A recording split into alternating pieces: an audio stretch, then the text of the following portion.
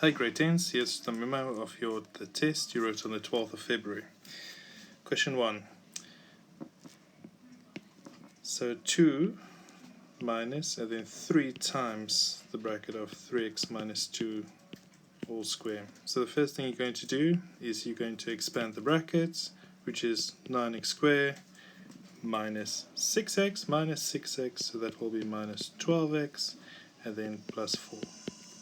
The next part, you're going to distribute the negative 3 to each of the terms inside the brackets. So it's 2 minus 27x squared plus by 36x, and then minus 12. And then you just look for like terms. Which of these are like terms? Well, it would just be the 2 and then the minus 12. So it would be 2 minus 12 is minus 10, so it's minus 27x squared plus by 36x minus 10. Right. We normally just put it in the descending order of x. Is it wrong to put minus 10 as the first term? No, it's just a bit dodgy.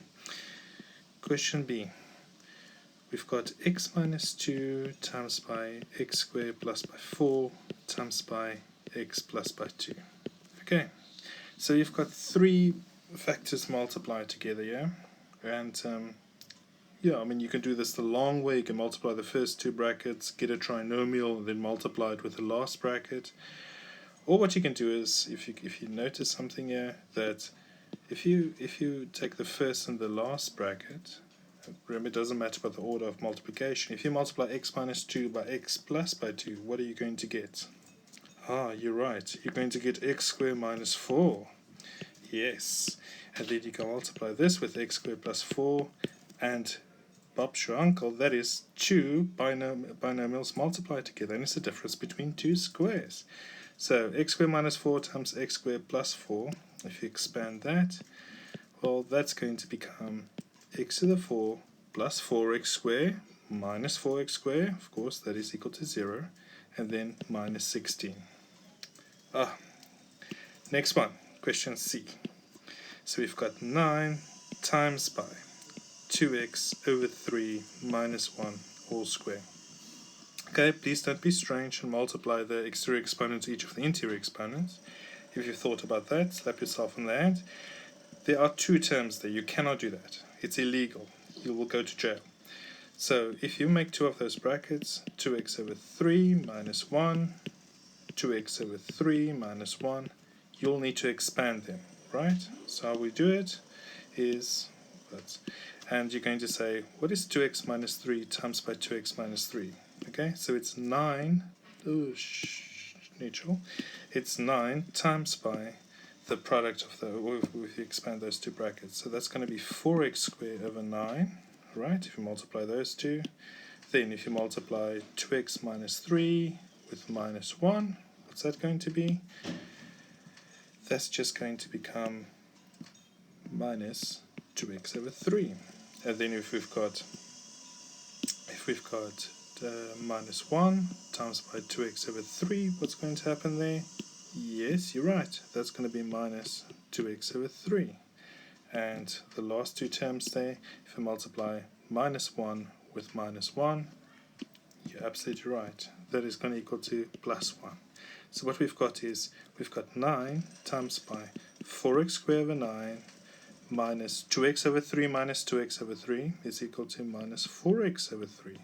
Please be careful of not saying, just a common mistake here would be say minus 2x over 6 or minus 4x over 6. Remember, if the denominators are the same and you add the numerators, and then plus 1. And then what we're going to do is we're going to just distribute the 9 to every single term, and what we have left is we've got 9 times by 4x squared over 9, that's just 4x squared.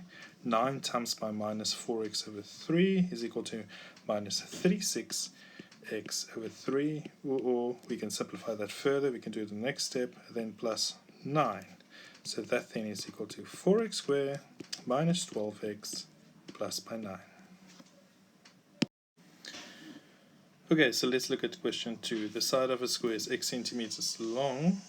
So if you would just make a representation of that, so that's x by x.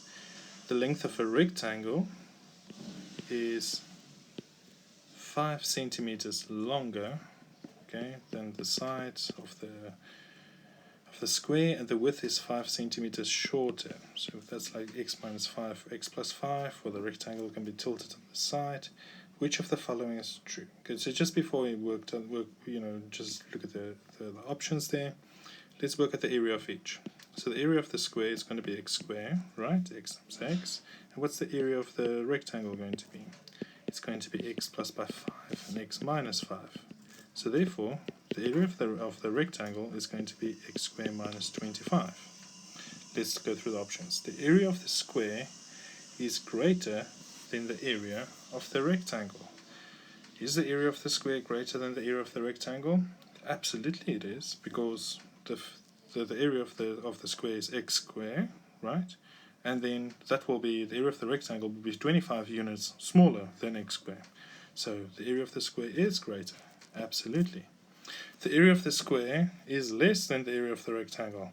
Well, we just said the area of the square is greater than, so that's not that. And then the area of the square is equal to the area of the rectangle. That will be nonsense. It's 25 units less. Okay, so that was question A. Question B, I'll ask you, so John and Jane inherited a square piece of land, and with all the... Okay, they agreed that a portion of it, represented by the rectangle inside, should be used as a veggie garden. How large is the area of land that is available for other uses? So we need to find the area of the shaded part there. So first of all, let's work at the area of the square. The area of the square there would be the 2x minus 1 times by the 2x minus 1. So the area of the big square is going to be 4x squared minus 2x minus 2x plus 1, which is equal to 4x squared minus 4x plus 1. Okay, so if you just expand the 2x minus 1 and 2x minus 1. Okay, that's the area of the big square. Then we need to find the area of the little rectangle inside of that. So that is 5 minus 2x times by 2. So the area of that would be 2 times by 5 minus 2x. And if you distribute 2 there, it's 10 minus 4x. Now, of course, and if we now want to know what the shaded part here is, it's going to be the area of the of the square minus the area of the rectangle.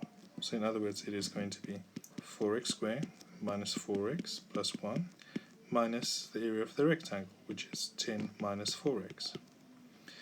And then what we've got is we've got 4x squared minus 4x plus 1 minus 10 plus by 4x, and which is equal to then 4x squared minus 4x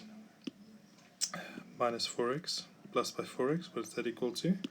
Yes, 0 and 1 minus 10, that is equal to minus 9. Right, so that would be the area left. Right, let's look at question 3. So factorize each of the following expressions. The first one, what happens in the first one? There are two terms there. So it's 6, the coefficient of x to the 6 and y to the 4, minus 8x cubed y to the 7. Right? What type of factorization can I apply here? Well, let's start by taking out a common factor. What is the highest common factor that can divide into 6x to the 6, y to the 4, and into 8x to the cube, y to the 7? So, what's the biggest number that can divide into 6 and 8? That, of course, would be, yes, 2. So, 2, and how many x's can divide into x to the 6 and x to the 3? It's the most number of x's can divide into those. That will be x to the 3. X to the 3 goes into x to the 6.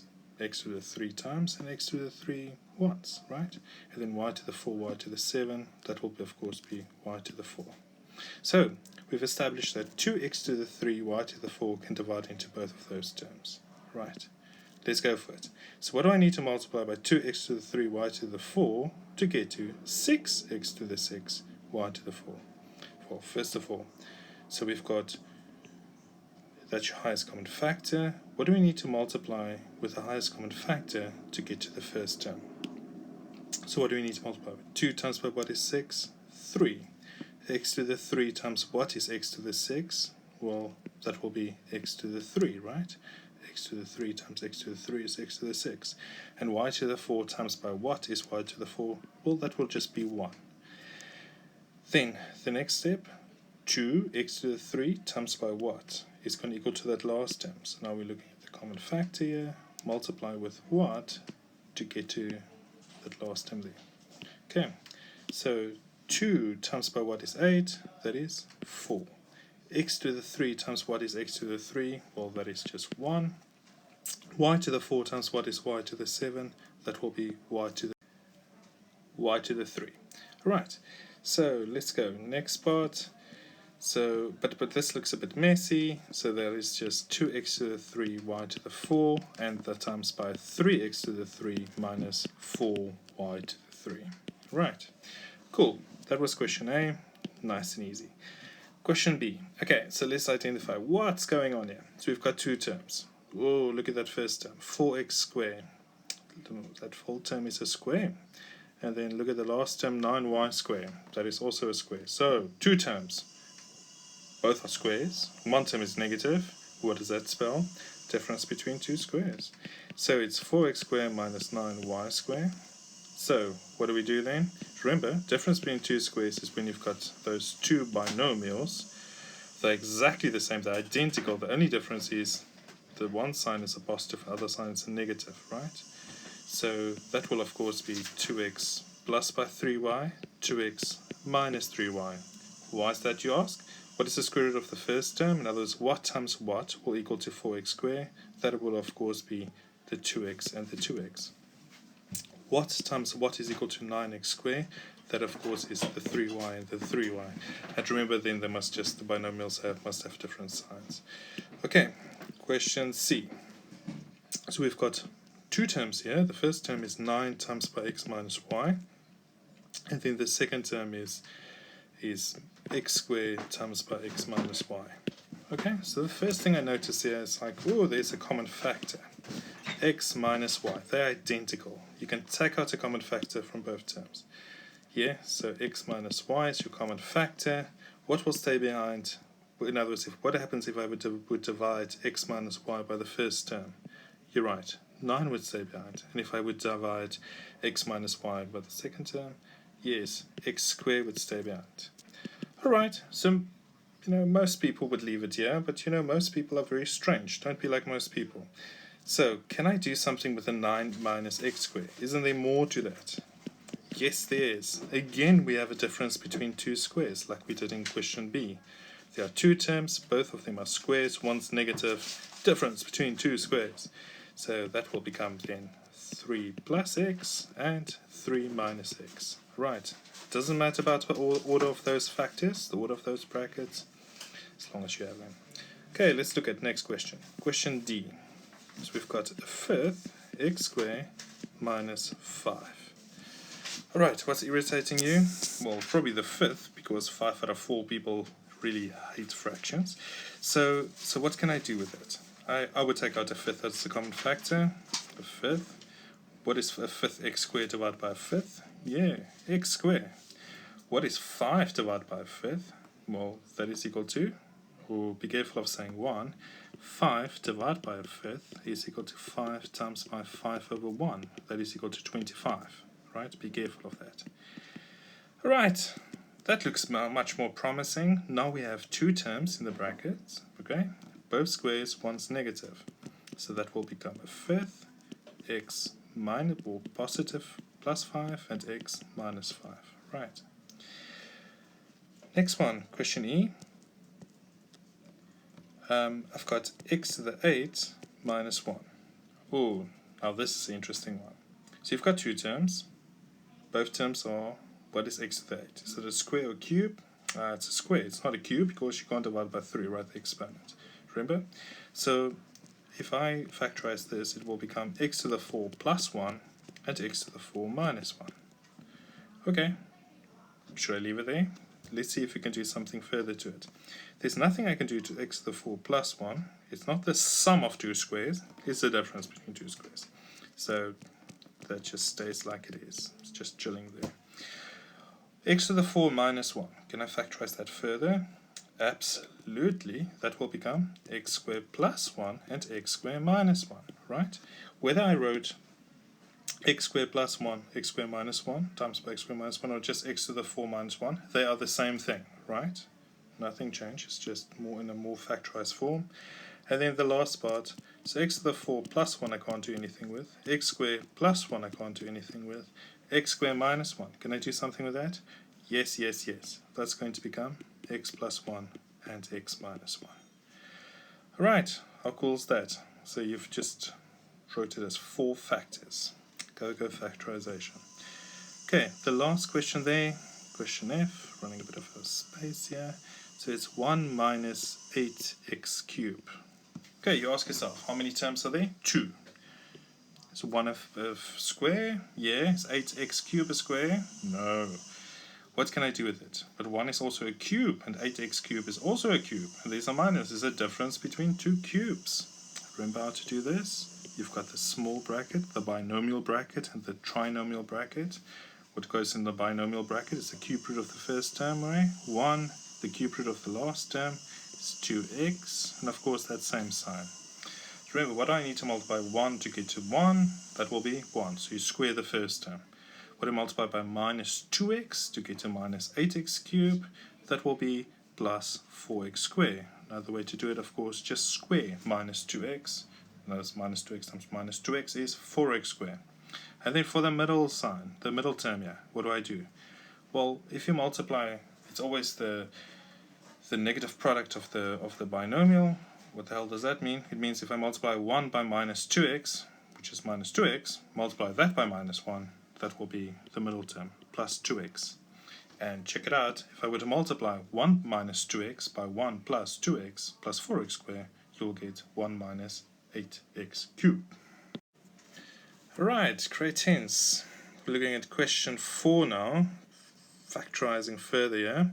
So we've got, and it's all trinomials. Yay, trinomial, quadratic trinomials. So the first one, x squared plus 13x minus 30. Okay, so what's the factors? How I do it is what's the factors? So before we do that, the leading coefficient here is 1, right? So we can just, this is quite easy. What's the factors of minus 30, the last term, added together is equal to plus 13. What's the factors of minus 30? You would think like, oh, that's okay, so one's a positive, one's a negative, so it can be like 3 and minus 3 and 10, or 3 and minus 10, or it can be 15 or minus 2, or minus 15 or 2, and of course the 1 as well. So which of those are 13 apart? And if you would think about that, that of course would be the 15 and the minus 2. 15 times minus 2 is minus 30, and 15 plus minus 2 is plus 13. So therefore, that will just be the simple x plus by 15 and x minus 2. Okay, question B. Now it's a bit of a different story. The leading coefficient is not 1. So the leading coefficient in this case is 6. So we can't just do what we just did. Well, kinda. Now we just need to go, what is the product? So that's the product of the leading coefficient times by the constant term. What is 6 times by minus 2? So you're thinking of two numbers, right? Multiplied together is minus 12. And two numbers added together is equal to 11. What are those two numbers? Yeah, you're right. So that, of course, will be 12 and minus 1. 12 times minus 1 is minus 12, and 12 minus 1, Mama taught you, is 11. So therefore, we've got 6x squared plus by 12x minus 1x minus 2. Right?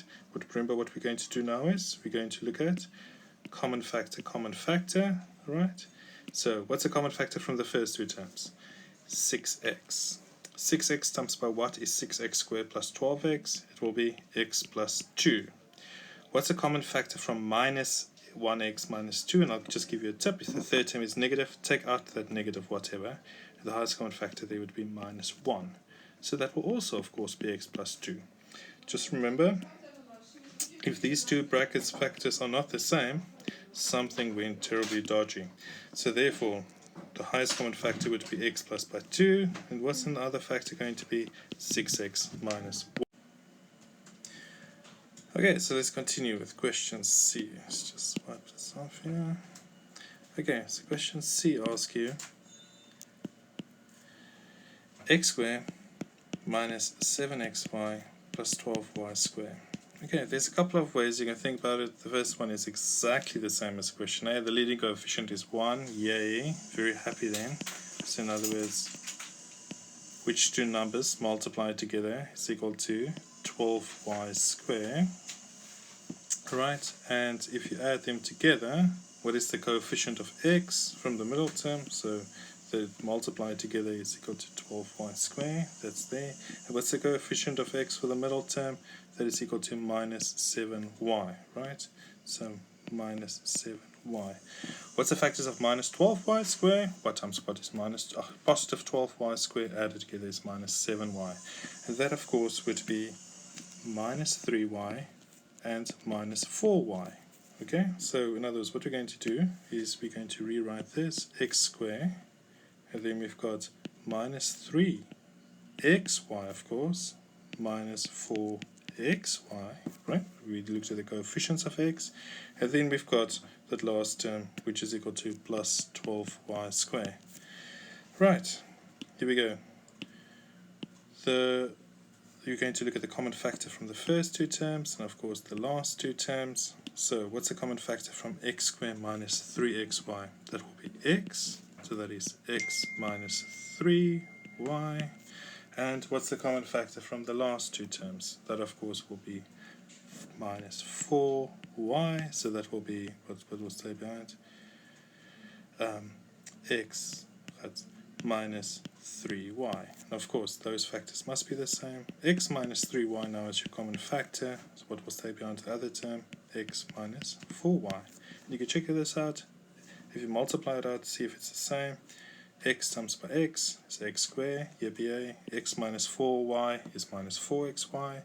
Minus 3y minus x is minus 3xy, which added together is minus 7xy. And then we've got the last term, 12y squared.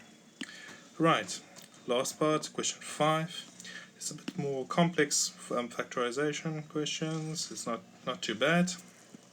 Okay, let's go for it. First one, 9 times by a squared minus b squared minus x squared, a squared minus b squared.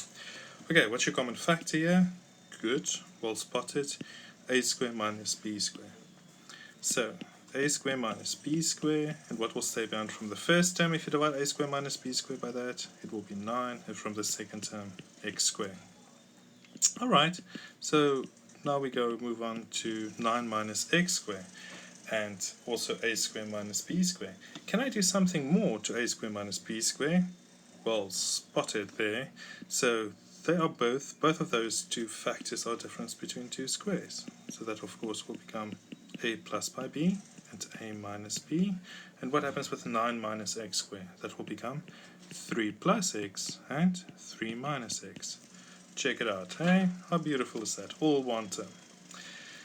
Question B. We've got x minus y cubed plus 9 y minus x. Oh, now you think, yes, they are they are almost the same. This one is x minus y, that's a y minus x.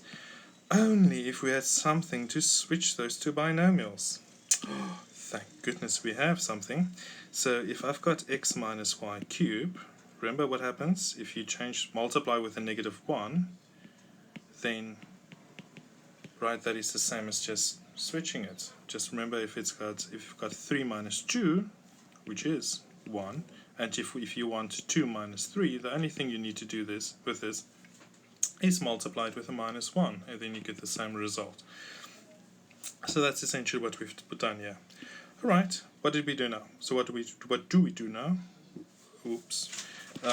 We take out a common factor here. X minus y, that is your common factor there. What was... Okay, so what can you take out as a common factor? That, of course, would be x minus y. So what is x minus y cubed divided by x minus y? what's the same bracket cubed divided by the bracket, that will be the bracket square. In other words, x minus y square. And what will be 9 times by x minus y divided by x minus y? 9 bracket minus the same bracket. That of course would just be minus 9. Okay, and you think, oh, that looks pretty. I mean, it's 2 factors, 1 term. That's great. But can't I do something to the last bracket here, the x square minus x minus y all square minus 9? Yes, you're absolutely right. So that will become the difference between 2 squares, right? X minus y all square, it's a square. 9 is a square. 1 term is negative. So what's that going to be? What's the square root of a bracket square? The bracket. So it's x minus y plus by 3, and then that's going to be x minus y minus 3. Alright, so let's look at the last question now. So we've got question C. It is, we've got x to the 4 minus 5x squared plus by 4. Alright, so that is very similar to just doing x squared minus 5x plus by 4, right? If you would factorize that, what's the factors of 4 added together is minus 5. And you would tell me that is x minus 1 and x minus 4. Okay, now what happens here is it's about the same question. So the first question, the first part is just not x and x. Remember, it's still in a quadratic trinomial form. It's not a quadratic as such, but the middle variable's exponent is half the leading variable, or the degree of that. So that will be x squared minus 1 and x squared minus 4. And you get just so excited, because x squared minus 1, that's the difference between 2 squares. That will become x plus 1 and x minus 1. And x squared minus 4, that will become x plus 2 and x minus 2. Alright, great hands. Until next time.